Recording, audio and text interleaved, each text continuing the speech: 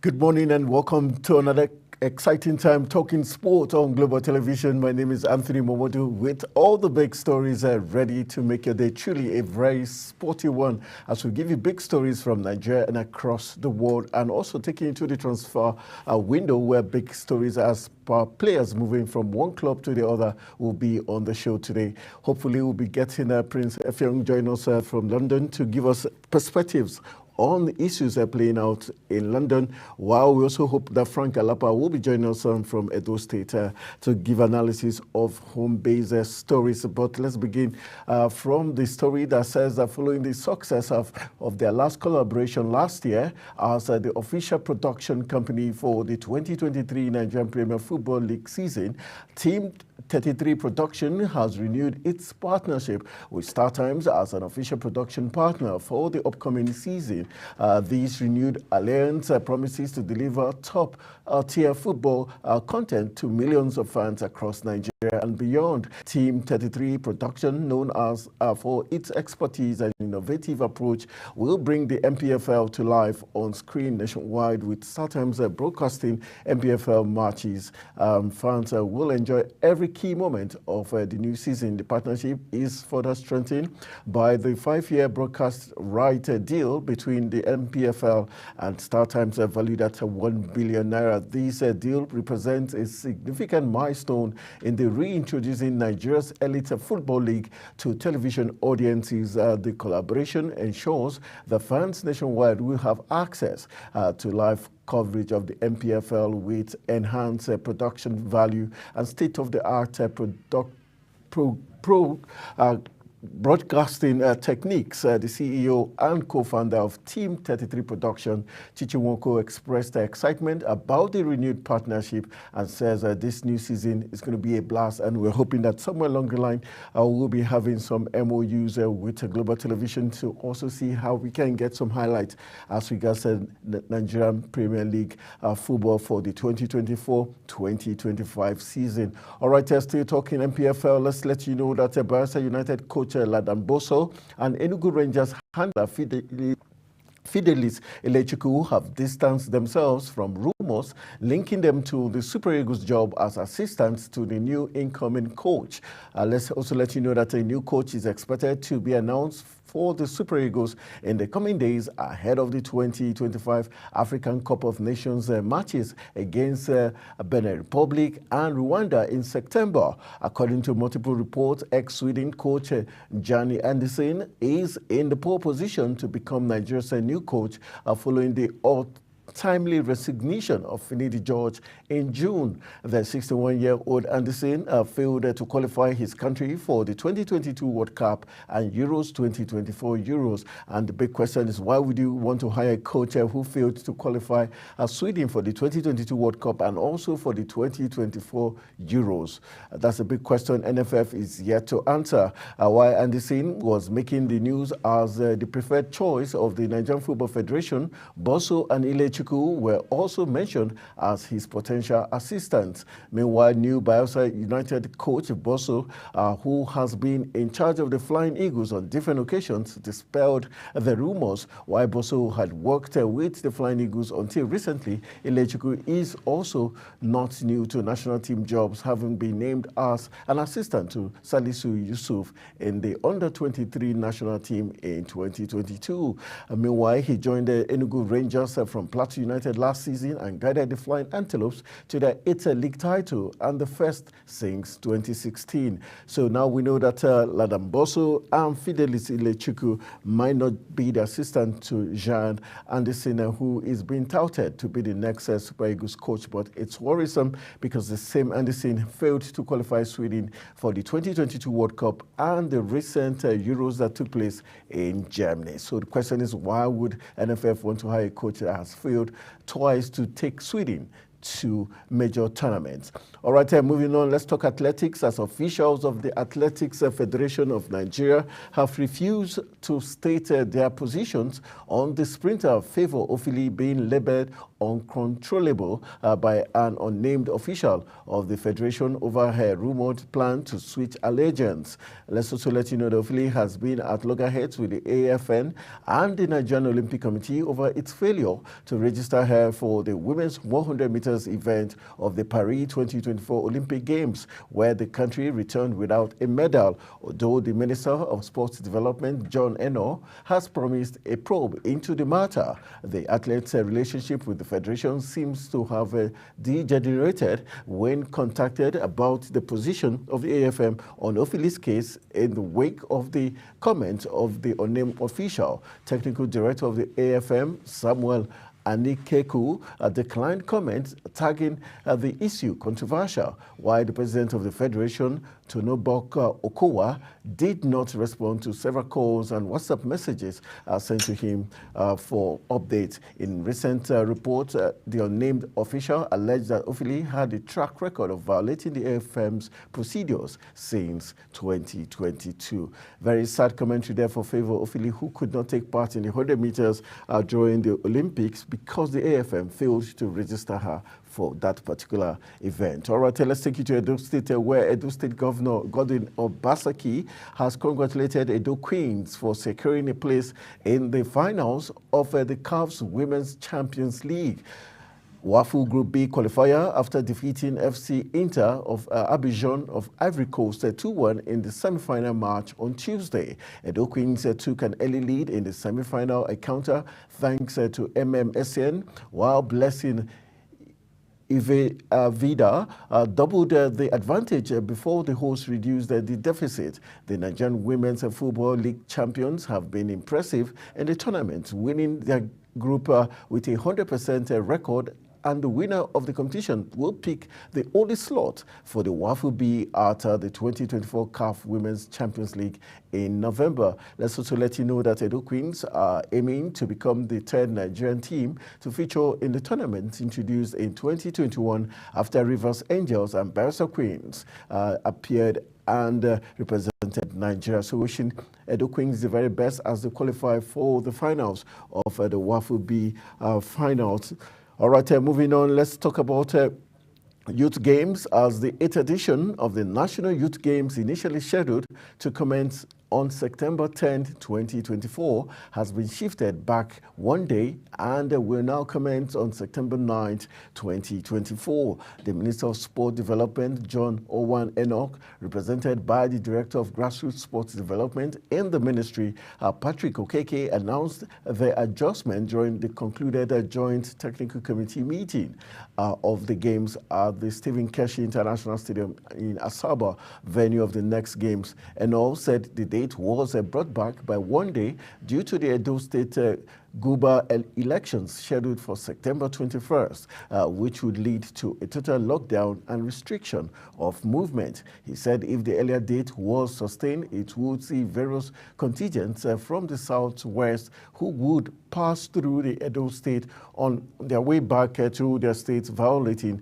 the restriction order. The minister also revealed that the zonal elimination would commence on August 28th and end on September 1st, while registration will be done online from August 24th to 28th. He, however, thanked the Delta State government for its commitment towards the cadet sport development, saying the state had shown its readiness to host the rest of the Nigeria. Again, meanwhile, the minister appealed that the little renovation work spotted during the inspection of the various facilities be attended to swiftly to ensure a hitch-free game. So now we know that the National Youth Games will be holding hopefully from September 9th, 2024. All right, let's move on from the local scene. We've got some big stories making the rounds as we look at the PFA's EPL Team of the Year. That's the story we're looking at this morning, as Phil Foden has been named in the PFA Premier League Team of the Year for the first time after his stunning performances helped Manchester City win a record-breaking fourth straight Premier League title. Foden was named in the team at the annual PFA Awards on Tuesday, where the star was also named as the PFA Player of the Year. His inclusion followed a series of impressive displays over the course of last season, where he scored 19 league goals in 27 matches, including a final day brace against West Ham to secure Man City the title. The Player of the Year honor is voted for by the Premier League players, with the Team of the Year compiled of most popular options. Meanwhile, Foden is joined by 3 Man City teammates, with Golden Boot winner Erling Haaland earning a second straight selection after scoring 27 goals last campaign. Influential midfielder Rodri, who plays for the Spanish team, has also been named in the team for the second time, while right back and Manchester City captain Kyle Walker makes his 4th appearance, having impressed in 47 matches in all competitions last season. Meanwhile, despite finishing as a Premier League runners-up, Arsenal have more players, 5 included in the Team of the Year, than champions Man City. Their strong defensive record has been noted, with the Gunners having conceded just 29 goals last season. This has led to the inclusion of goalkeeper David Raya, who won the Golden Glove after keeping 16 clean sheets in the league.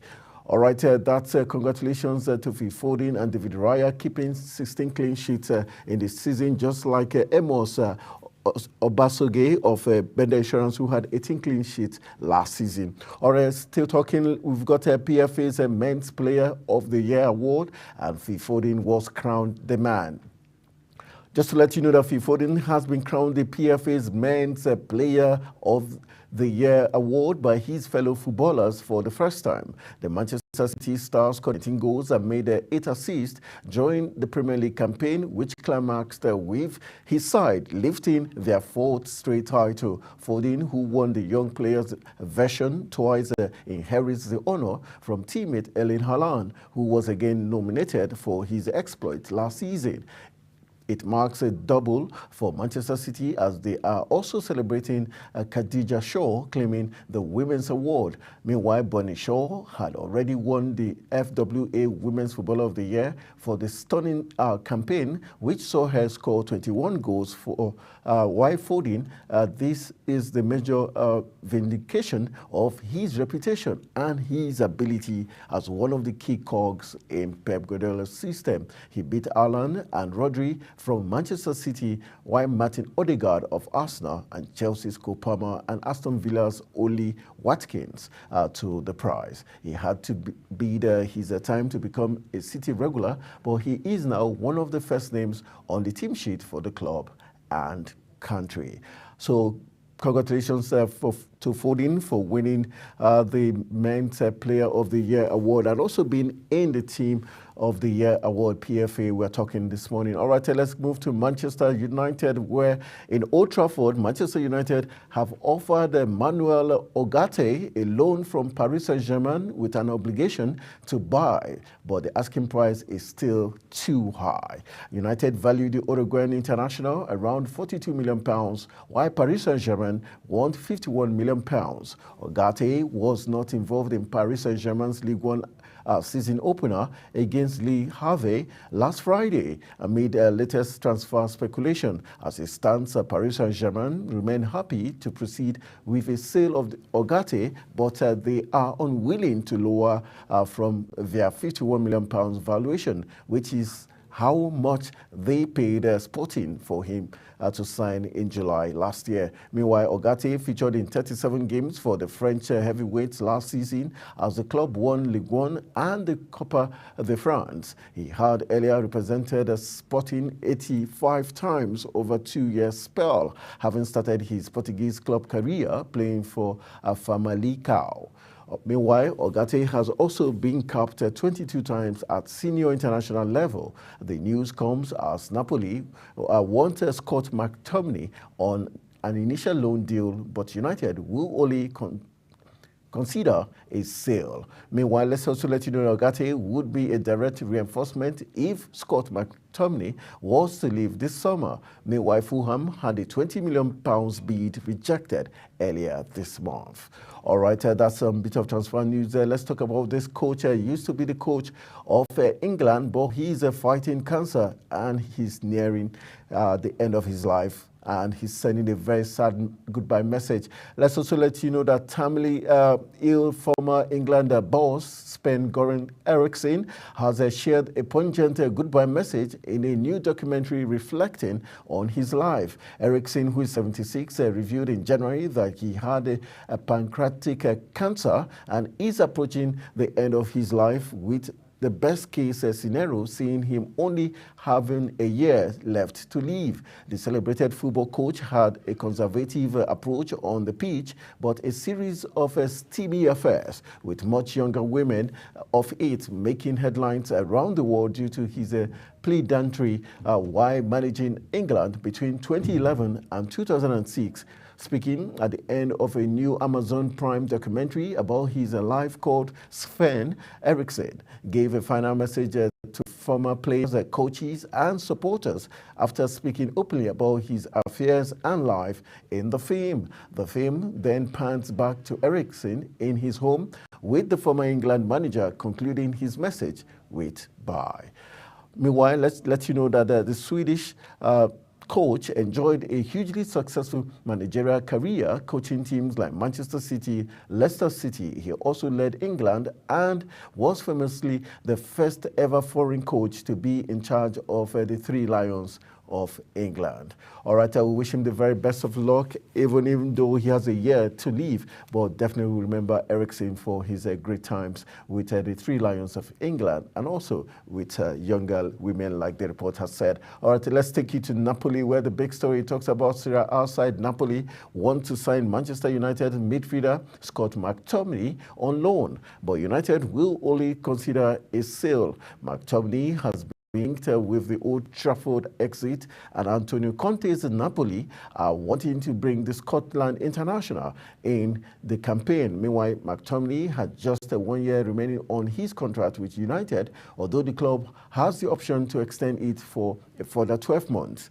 The 27-year-old is a product of United's academy and has made over 250 appearances for the club since making his debut in April 2017. Meanwhile, Fulham had shown a concrete interest in signing the Scottish international over the past few days, and it is thought that they were near to completing a deal to bring the midfielder to the Craven Cottage on a full-time basis, but a move looks to be off after Fulham wrapped up the signing of £25 million Sander Berg from Burnley. This puts the Italian side in pole position to sign McTominay, but United are standing firm on their selling of the midfielder rather than loaning him for a season. He also enjoyed his best ever goal return for the Red Devils last season, scoring 10 times. Another name bound for an Old Trafford exit is Facundo Pellistri. The Uruguayan, winger is set to join Greek side in Panathinaikos in a deal worth £5.1 million. All right, so hopefully 2 players will be leaving Manchester United very soon. We've got Facundo Pellistri leaving to Greek side Panathinaikos, while McTominay might just be moving the other direction. And time will definitely tell. Before the window closes this August, end of August, we'll get to know where they will be heading. All right, still giving you transfer stories. Let's let you know that Fulham has agreed a fee of £30 million, including add-ons, with Crystal Palace for defender Joaquin Anderson. Last week, Mail Sport reported that West London side tabled a second offer worth initial £25 million and an additional £5 million in add-ons. They have now opted the offer, and a deal between both sides for the 28-year-old Denmark star Anderson has been struck. Anderson, a centre-back partnership with Mark Guhi, had been a target for Newcastle United, who have had multiple bids rejected for the £65 million rated England international. Let's let you know that the Magpies are now monitoring Liverpool's Joe Gomez as a possible alternative, and earlier in the window, Palace chairman Steve Paris considered that it would be unlikely that the club would sell both Anderson and Guhi. All right, so money will decide if these players will be staying or not. All right, let's go for a quick break. When we return, we'll be taking the big story concerning Ipswich agreeing a deal to sign Armando Broja of Chelsea as they look to strengthen their attacking force for the new season. We'll also look at other big stories and give you pictures of how Nou Camp looks now, talking about Barcelona. After this break, stay with us.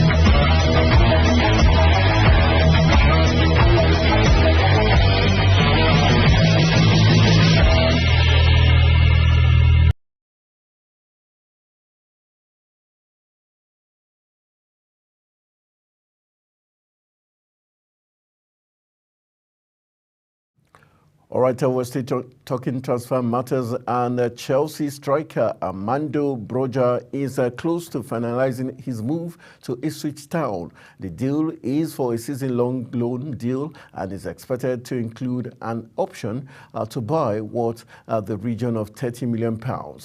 This would become an obligation to Ipswich if they avoid relegation. Meanwhile, the 22-year-old Broja is expected to undergo a medical with Ipswich tomorrow. Chelsea, who have signed Joao Felix for £44.5 million from Atletico Madrid, plan to add another striker with Napoli's Victor Osimhen on their wish list. At Ipswich, Broja offers manager Ken McKenna added depth up front. He played alongside Liam Delap and George Hoist, who is out injured until October with a knee injury. Meanwhile, Ali Al-Hamadi and Freddie Ladakbo look set to leave the club this summer. So a loan move offers Broja the chance to solidify a first-team position within the Premier League team this season. All right, from Broja, hopefully he was going to make an impact for Ipswich. Then Ipswich will likely pay £30 million to Chelsea to have their striker for good. All right, let's take you to Spain. They say when it rains in Spain, it pours. Let's take you to the Catalonian center, talking about Barcelona, where the big story says that Barcelona have unveiled new pictures of the future of a £1.25 billion Nou Camp as they prepare to return to the legendary stadium. On the club's X handle, the Catalan Giants have shared some new pictures of their iconic ground, showing the significant changes to the stadium compared to its old state. Under their new coach, Hansi Flick's management, Barcelona plans to host their matches at the redeveloped Nou Camp later this year. Initial plans reveal that President Juan Laporta aimed to celebrate the team's 125th anniversary on November 29th at their famous, soon-to-be largest stadium in Europe. The first game is expected to have a 60% capacity, allowing around 65,000 supporters to attend. The feature of Nou Camp includes an area viewing platform to attract football fans and tourists, making it one of the most remarkable features of the stadium. The images gives a glimpse of what the Barcelona players such as Lamine Yamal and Dani Olmo will see when they will make their first steps onto the field. Meanwhile, fans will enjoy a completely new view and experience the best of Barcelona in the modern new Camp Stadium, which will feature 3 big screens aimed to enhance the experience of sporting enjoyment. So that's what we're going to be seeing when it comes to Barcelona and their fans. 3 large screens for fans to see the very best of action at the new camp. How that is going to affect their performance on the pitch is going to be a different bottle of thing to discuss. Meanwhile, let's take you to Romania, where one coaches are obviously either hired or fired, but this time this man is fired. Let's let you know that Neil Lennon has been sacked as manager of Rapid Bucharest after a disastrous 3-month stint in charge of the Romanian club. The former Celtic boss took charge back in May and had signed a 2-year deal with Rapid as he sought to reignite his managerial career abroad, but it swiftly turned into a nightmare for the 53-year-old whose side sits 12th in the league table after failing to win any of their opening 6 matches in the new season. The run of 5 draws and a defeat led to Rapid pulling the plug and immediately naming his successor as club legend Mauricio Sumudica took charge. Lennon was last week forced to deny speculation that he had fallen out with former club captain Cristian Sopunaru. Earlier in his tenure, Lennon was also forced to deny claims that he had urinated on the pitch during a training session, describing the story as completely fabricated. The swift departure from Rapid is another blow to Lennon's managerial career, which has hit the rocks over the past few years. A vastly experienced figure in the game, he was sacked by Cyprus side Omonia Nicosia 2 years ago after only 7 months at the helms. Lennon had insisted over recent weeks he had no intentions of quitting his post despite Rapid's poor start to the season. He was also determined to carry on despite grieving the loss of his mother, Ursula, who sadly passed away earlier this month. But the decision was eventually taken out of his hands last night when Rapid announced they had parted company. All right, a very sad story for that man there, but he has obviously lost it out. And let's move on to the world of tennis to let you know that Aussie tennis star Nick Kyrgios is in the news this morning, and he's spitting fire. Aussie tennis star Nick Kyrgios and John Milliman have very different personalities, and they are definitely not on the same page when it comes to Jannik Sinner's steroid bust. Sinner, 23, had escaped a ban for failing 2 anti-doping tests in the outcome of Kyrgios' labeled ridiculous. Millman disagreed, pointing out the tiny amount of clostebol, an anti-anabolic steroid the Italian had in his system.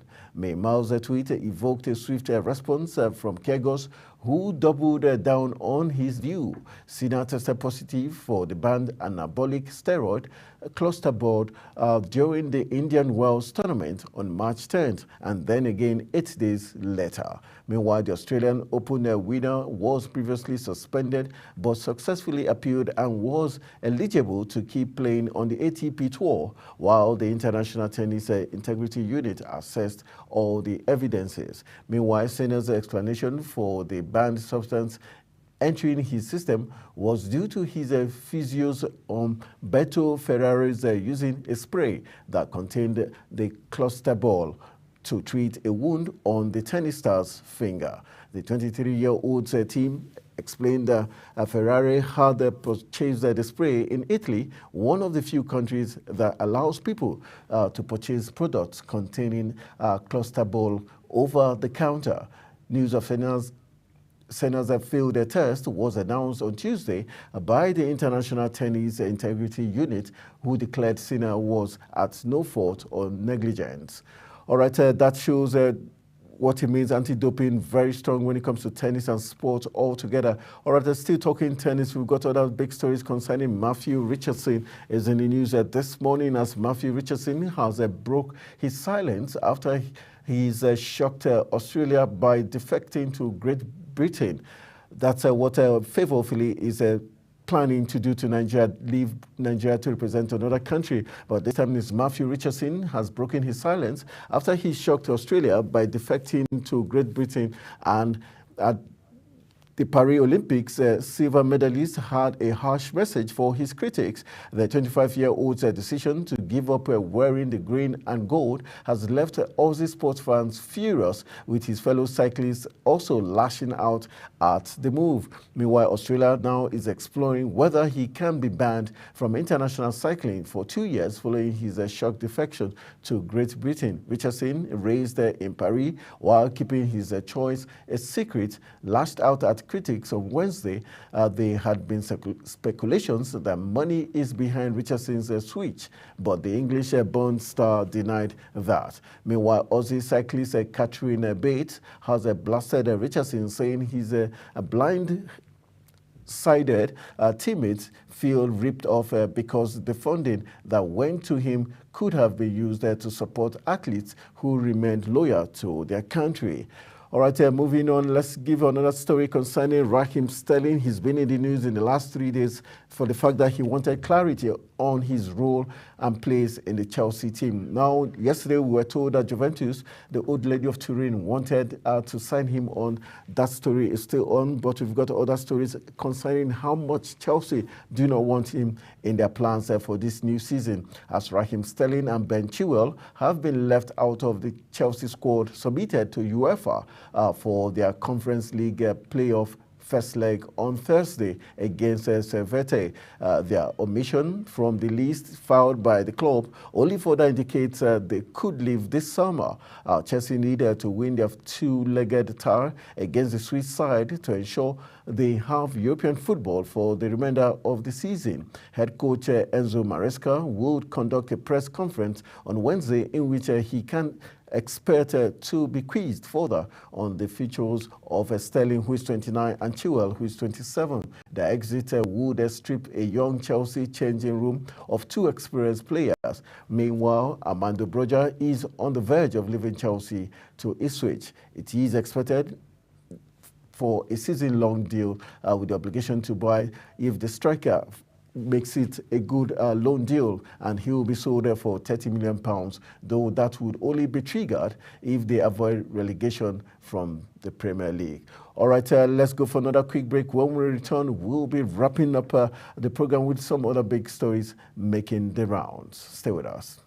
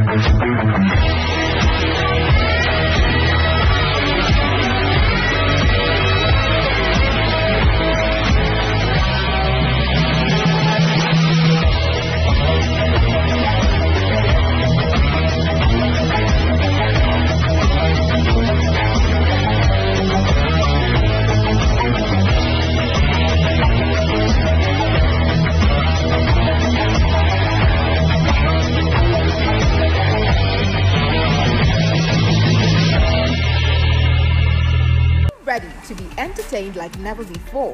Get ready to dive into the latest and greatest entertainment news in lifestyle, music, movies, birthday celebration, and so much more, all on Entertainment Circle on Global Television. From the hottest red carpet events to exclusive interviews with your favorite stars, we've got you covered. Stay up to date with the latest trends and news from the entertainment world, all in one place. Tune in every Saturday by 1 p.m. with Chong Annabelle Joseph on Global Television. For an insightful idea that takes the center stage and the conversation that gets beyond the headlines, to explore the lasting impact of political decisions, Big Talk got you covered. From policy debates to geopolitical insights, from thought-provoking discussions to actionable insight. What is the real responsibility of government? Big Talk delves deep into the heart of the matter. Join us weekdays on Global Televisions from 6:30 p.m. for a reverting journey into the heart of politics, where we dissect issues shaping our society. Is the desk on Global Television? Nigeria.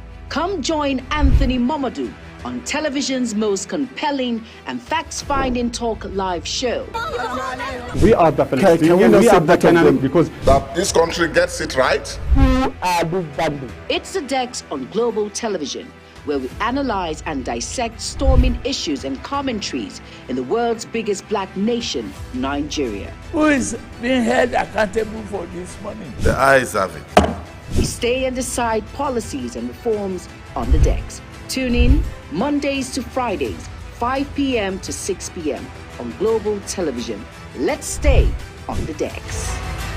Get a shot in, squares it into the back. It's time for sports' biggest moments on Global Television. The headlines, scores, breaking news, and commentaries on sporty events. Talking with the biggest players, strikers, and about the slam dunks and goals, stunning saves, near misses, and upsets. Let's talk about the greatest home runs, comebacks, knockdowns, and victories. Talk sports with the king of sports, Anthony Momodu. Weekdays, 10 a.m. Don't miss out. Got that goal!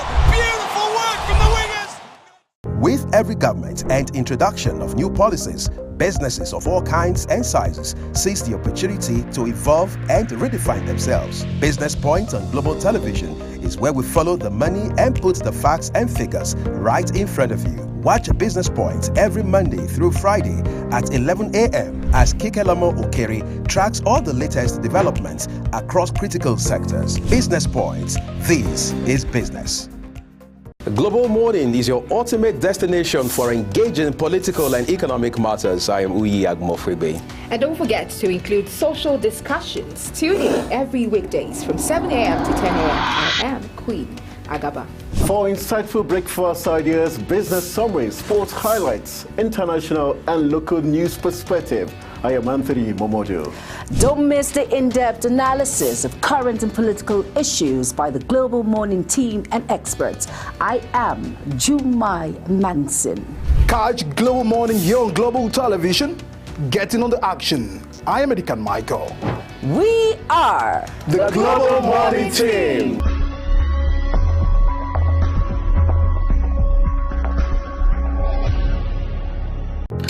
Get ready for it. Inside Today brings you issues relating to family, peer pressure, drugs, substance abuse, societal and topical issues making rounds. Join Jumai Manson on Global Television Monday to Thursday and it repeats every Friday. Time 2 p.m. to 3 p.m. Don't miss out. Time check. It's midday. Then it's Midday Discourse. Midday Discourse is a program that covers trending local and international news, current issues, and human-related topics. Join Samuel Odi weekdays 1 p.m. on Global Television. The discussion starts here.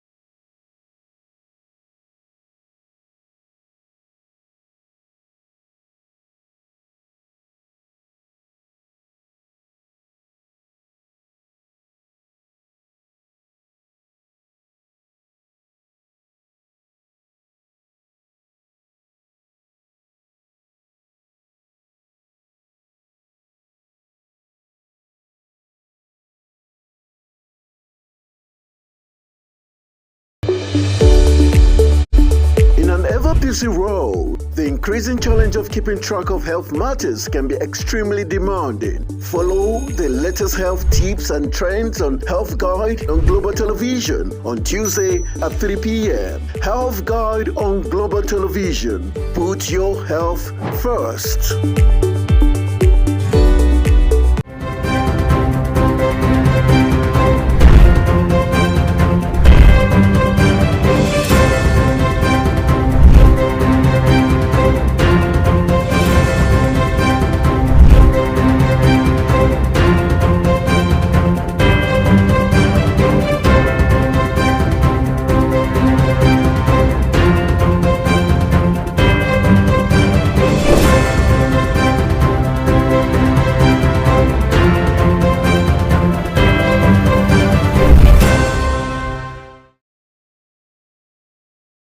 But by your name, you say global.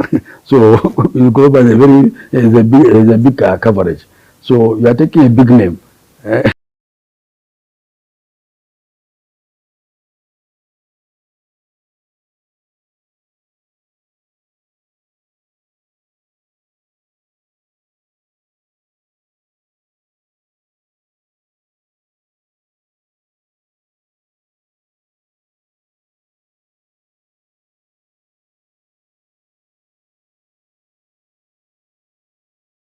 But by your name, you say global. So global is a big coverage. So you are taking a big name, but you are starting from the scratch. So that big name, by the grace of Almighty Allah, you achieve that. You will appreciate your activities, your reportage, and everything you are doing. Do it with the fear of Almighty God. Step by step, you'll be growing very, very globally. Get your things right and then report rightly. And then inshallah, sky will be your limit.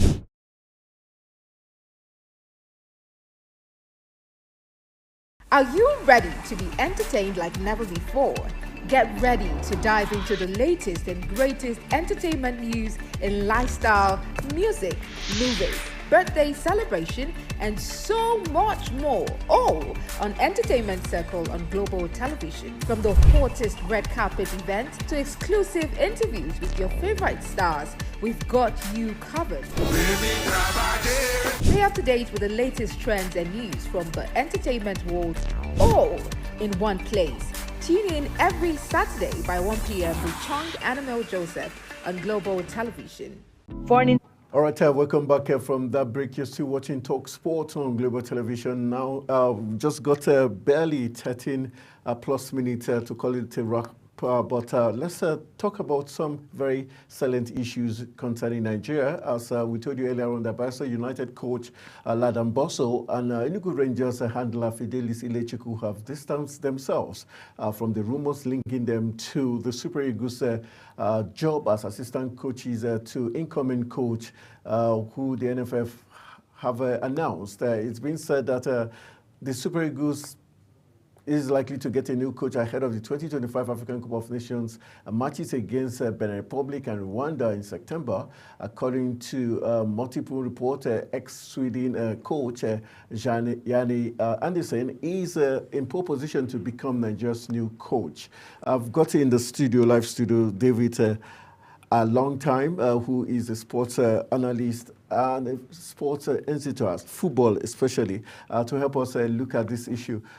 David, thank you for joining me in the studios. Very, very big. Let's look at the fact as regards the Super Eagles. First of all, how sad are you that fact that it's taking so much time for us to get a new coach for the Super Eagles, and when this NFF is trying to get one, they're getting a manager who couldn't qualify Sweden to the 2022 World Cup and to the Euros that just finished.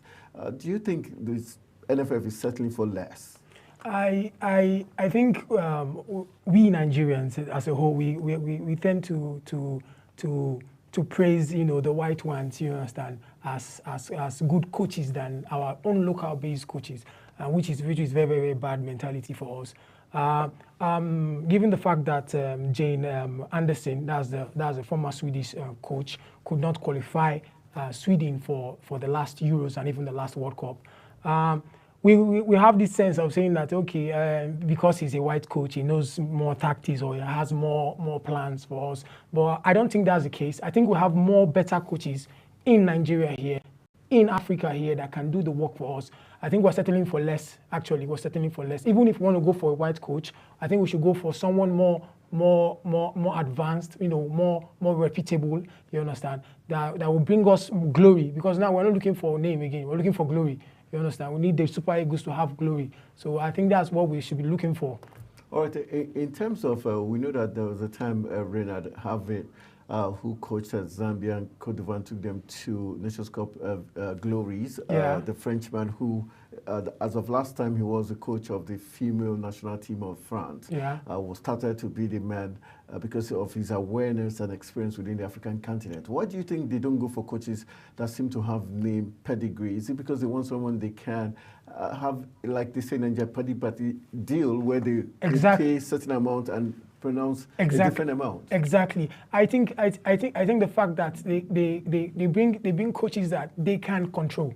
You understand? They bring coaches that they can control, coaches that they can tell who to bring to the squad, who to add to the squad, who to play in the squad, and that is very, very wrong. A coach is supposed to have independence in his team. You understand? The coach is supposed to have freedom to pick whoever he wants and whoever he chooses is fit for the team. But in our own African or Nigerian setup, we tend to bring someone that is easily manipulated. You understand? Easily controlled, and I think that's what they're about to do with this Jane Anderson that they're about to bring to the system. Are you worried how this might impact on the Super Eagles' chances of qualifying for not just the Nations Cup, but for the World Cup? Because already we're at the back foot when it comes to the World Cup qualifier.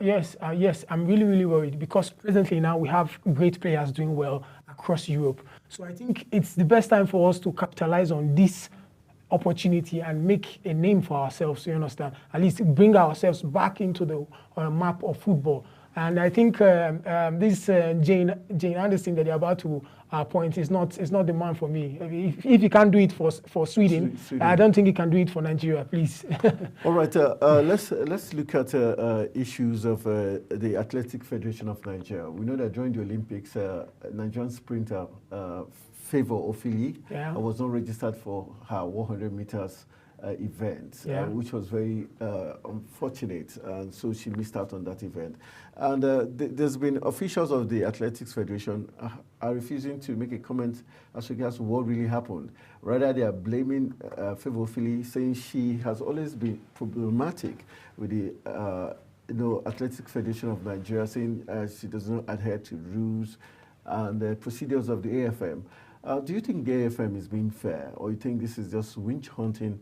Our only hope that would have probably won a medal for us at the 100 meters event at the Olympics. I think it's the NFL. It's the what they call Athletic it. Federation It's the Athletic Federation that has a problem because the athlete is ready. She's ready. She wants to make a name for herself. She wants to make a name for the country. So it's them that are withholding her back. You understand? You can't tell me that preparations were made and what they call it. To register her yes, and registration was not being made and so on and so forth. It's just cock and bull story for me. You understand? I think they are to be blamed, not her. All right, let's quickly, as we wrap up, let's quickly look at in terms of the new season. How excited are you about what you've seen in the first week of the English Premier League and also the Nigerian season to come? But focus on the results we've gotten so far this new season. Well, I think this season is going to be a blast. You understand? It's going to be a blast. It's going to be a very, very fantastic season. I see different different stories coming out, different players that they brought into the Premier League and also different other leagues, trying to showcase their talent and way forward. I think teams to watch out for this season. I think what was their name? Chelsea. Though they have over 40-something players, but they lost their first game to Man City. Yes. I think that's just like a wake-up call for them. You understand? I'm not a Chelsea fan. Most Chelsea fans are thinking that maybe this one is Chelsea fan. No. I see Enzo Maresca doing very, very well for Chelsea, but he needs time. He needs time to calm down and focus on the squad And I think the squad needed to be trimmed. That squad line is too much.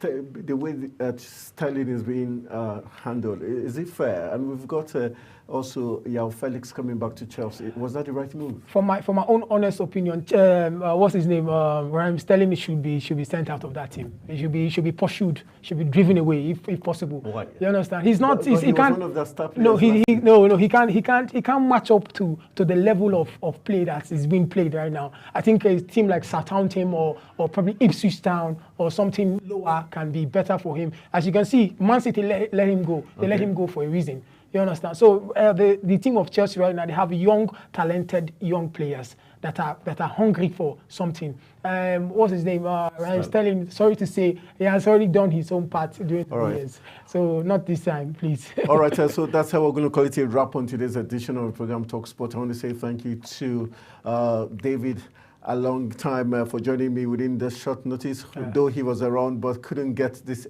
studios on in good time. Hopefully he will be joining us tomorrow and in the course of the days to share his thoughts as regards some of the big stories in the world of sports. My name is Anthony Momodu saying thank you for joining me on Talk Sports. Good morning. Good morning.